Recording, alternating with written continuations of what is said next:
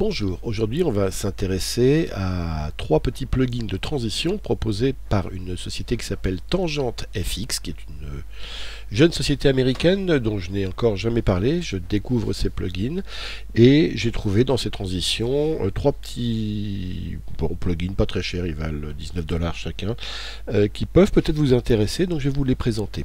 Donc ça se trouve une fois téléchargé dans les transitions, ici et dans mes transitions, dans une valise qui s'appelle Tangente FX. Voilà, donc il y en a trois ici. On va commencer par la dernière ici, les slash par exemple. Ici, j'ai une transition que je vais appliquer entre ces deux plans. Donc je sélectionne ma transition ici et je vais double-cliquer sur ce premier module de transition qui s'appelle Center Wipe.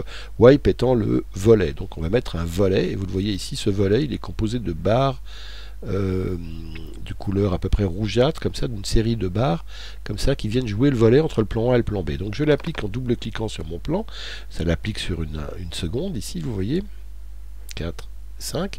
Alors je vais regarder à quoi ça ressemble comme ça. Voilà à quoi ça ressemble, c'est assez léger, vous voyez, ça me permet de faire un fondu comme ça avec un volet de travers ici comme ça. Alors la première des choses, je vais mettre ici, qu'on peut régler ici dans l'inspecteur, c'est l'angle, vous le voyez. Alors on ne peut pas faire tous les angles, mais on peut aller de cette position là à cette position là. Donc voilà, je vais de là à là. Là moi je veux dire, je vais faire plutôt un, je vais essayer de me rapprocher un petit peu de l'angle du, j'aime bien ici le côté comme ça, voilà. Donc j'ai plutôt l'anglais comme ça. Après, slash compte, c'est à peu près, on peut jouer sur le nombre ou la taille des rayures de biais qui forment un petit peu le volet, qui encadrent le volet entre les deux plans. Speed, c'est la vitesse à laquelle ça va jouer, c'est-à-dire par exemple la transition elle va se faire plus ou moins vite. Si je me mets ici à 0, la transition elle va prendre toute la longueur de ma transition, à savoir ici une seconde par défaut, alors que si par contre j'augmente la vitesse, ça va se terminer à avant. Et si je suis au contraire à 100%, elle va se faire brutalement, très brutalement. Là, vous voyez, pof, et pof, ça y est, elle est faite ici en quelques dixièmes de seconde. Donc voilà, on joue sur la vitesse de la transition pour l'avoir plus ou moins rapidement, ici. Hop. Voilà, moi je pense qu'a priori si je la mets d'une seconde c'est pour la jouer, donc je pense qu'il faut mieux que je sois à vitesse à 0, moi honnêtement c'est le conseil que je vous donne. L'opacité, bon bien voilà, si on est ici on a une transition en volet comme ça, mais sans les petites barres orangeâtres ici qu'on a vu. Par contre si je mets de l'opacité ici, vous voyez que j'ai ces bandes rouge-orange. Alors on va jouer sur leur couleur justement. Au lieu du rouge, je voudrais avoir par exemple le bleu du ciel. Hop, je fais ça. Au lieu d'avoir ce rouge là, je voudrais avoir, je prends ma loupe, j'aime bien m'inspirer des couleurs qui sont déjà à l'intérieur de mon image. Je voudrais par exemple avoir ça, le poteau, la couleur du poteau, et au lieu du orange, je voudrais avoir le blanc du tramway. Voilà, et à la place de ce que j'avais, j'ai cette transition par défaut. Vous voyez donc qu'on peut personnaliser ces transitions là, le slash wipe, voilà, je l'ai rendu comme ça. On va en changer, on va à la place mettre le slash dissolve. Alors le slash dissolve, si on regarde ici son effet, vous voyez, il n'y a plus de barre orangeâtre, enfin il n'y a plus de barre de couleur, c'est simplement une dissolution en forme de volet d'un plan A au plan B. C'est tout d'un coup mon plan de tramway qui apparaît sous des barres verticales, et ces barres verticales, effectivement, je peux changer leur angle. Donc effectivement, on va les mettre verticales par exemple, à peu près comme ça. Je peux changer leur largeur, vous voyez, elles sont plus ou moins fines ou plus ou moins larges, les barres. Il y a un côté aléatoire, donc je peux changer ce côté aléatoire si ça ne me plaît pas, ce look-là. Et ce côté aléatoire, je peux ici le changer également en jouant ici sur la naissance des barres. Donc ça, c'est un paramètre qui vous permet, je ne vais pas vous expliquer en détail, mais de changer l'apparence des barres comme ça, donc à vous de tester, de voir. Et le glow amount, c'est qu'on peut rajouter du glow à tout ça, vous voyez, donc là j'en ai pas de glow, c'est à dire que j'ai une transition sèche, et si je mets du glow, ça donne une transition avec un peu de glow, donc d'éclat. Vous voyez, c'est une transition différente. Et comme la speed était à moitié, elle est, voilà, je préfère mettre la speed à 100% pour avoir la transition qui dure sur la longueur de ma transition, à savoir une seconde ici.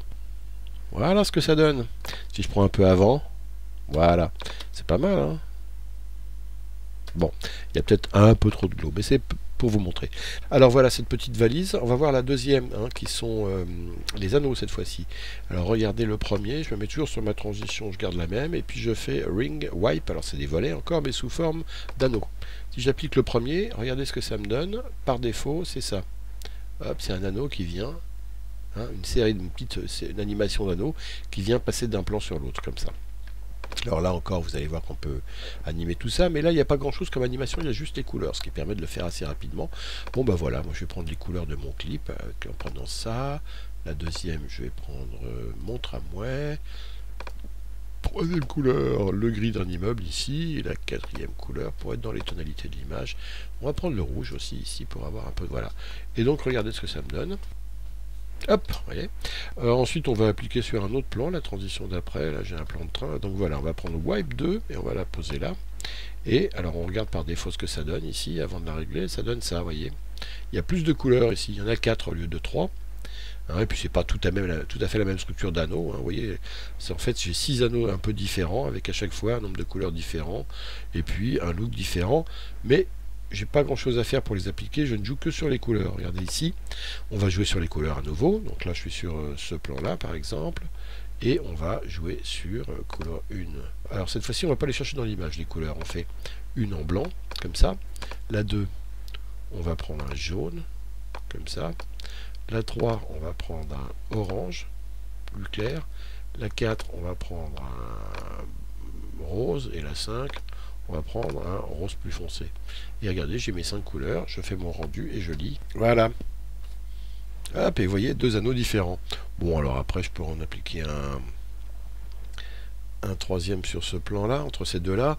On va prendre le 3, par exemple, on l'applique là. Alors, on lit, il dit quoi? Celui-là, il dit ça. On va encore une fois lui changer les couleurs. Et cette fois-ci, on va prendre 3 couleurs qui sont dans mon image. Ici, par exemple, couleur 1, on va prendre... le gris de l'immeuble, couleur 2, prendre le bleu d'ici, et couleur 3, on va prendre le rouge qui est là. Voilà. Alors, qu'est-ce que ça va nous donner là? Voilà, un petit effet, forme de ring, tout à fait sympa, hein, facile à manipuler. Je vais en apporter un autre sur le plan suivant, à savoir entre ici et là. Et ben on va prendre le 5 par exemple, on le pose, et puis on regarde ce que ça donne. Tout de suite, on le personnalise. Donc pour le personnaliser, c'est pas compliqué. 3 couleurs. Là, je prends mes couleurs. Je vais prendre le blanc de mon tramway. En 2, je vais prendre le brun ici des trucs en bois. Et en 3, je vais prendre le bleu blanc du ciel. Et hop, je relis. Et vous voyez, très rapidement, je me suis personnalisé 3 petits anneaux. Comme ça, c'est sympa. Je peux relire le tout.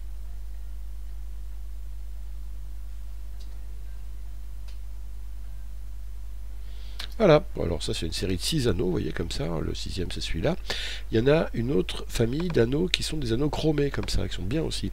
Voilà, ceux-là ils s'appellent Chrome Wings 3D, alors que ceux d'avant s'appelaient 2D. Pourquoi? Parce qu'ils étaient en 2D, hein, alors que là on le voit, ils vont jouer en 3D, à savoir, voilà, on en a certains qui sont couchés comme ça. Mais on ne peut pas régler leur inclinaison. On propose des rings comme celui-là qui sont en 2D, avec en plus un petit flair, vous voyez ici, qu'on peut régler.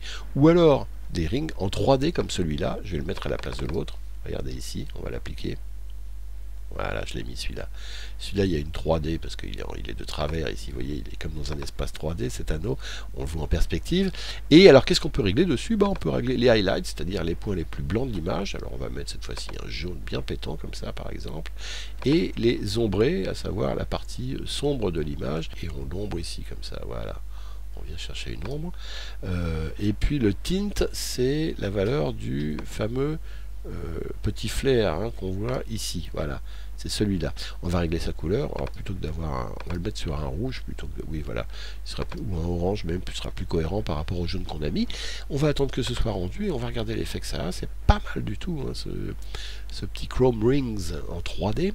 Sur le deuxième, on va appliquer un autre. On va toujours garder ceux qui sont en 3D. Mais on va prendre ce deuxième là, on le met à la place du premier, donc on fait ça, c'est une autre manière de remplacer. Et ici, on va venir changer encore une fois nos couleurs. Hein, les hautes lumières, on va prendre cette fois-ci la couleur du ciel, qu'on va... Hop, en plus... Ah non, on n'a pas pris le ciel, là, on a pris quelque chose qui est très bleu. Voilà, on va prendre la couleur du ciel qu'on va en plus blanchir un petit peu comme ça. Et ici, on va prendre encore une fois la couleur du ciel, mais qu'on va un peu noircir comme ça pour être cohérent. Et vous voyez que du coup, on a un ensemble cohérent entre une highlight on va mettre à fond dans les blancs, et un shadow, qui est bon, c'est des deux bleus, un clair et un foncé. Et le tint, eh ben, on va le mettre en bleu également, comme ça, mais peut-être un bleu plus clair, comme ça. Et vous voyez que le flair, on peut ici régler, hop, son opacité. Alors on relie tout ça.